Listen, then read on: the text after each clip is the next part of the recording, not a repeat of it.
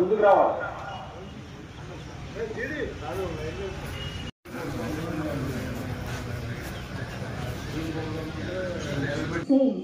Meditation కూడా అంతే.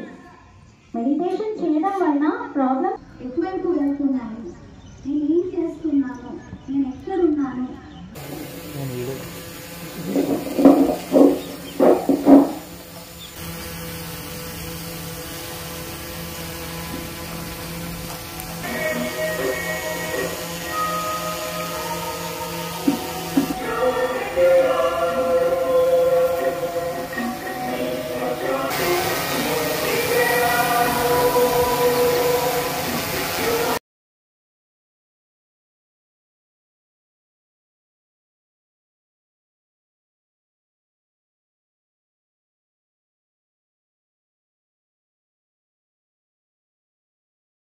జాగృతి, జాగృతి, awareness అంటే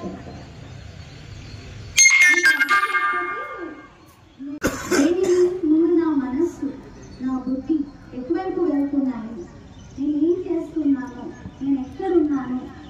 ఈ జాగృత స్థితిలో మళ్ళీ అడుగుతాను, గురుగారు మీరు జాగృతి అన్నారు, కానీ దేని జాగృతి? మనం వ్యక్తిగతంగానైనా, వృత్తిపరంగానైనా, సమాజ పరంగానైనా ఓకే అనుకుంటారు.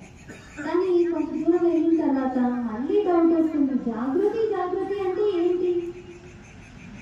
మళ్ళీ గురువు దగ్గరికి వెళ్ళి మళ్ళీ తన సందేహాన్ని వెల్లడిస్తారు. గురువుగారు జాగ్రత్తగా అన్ని రకాలుగా కూడా జాగృత స్థితి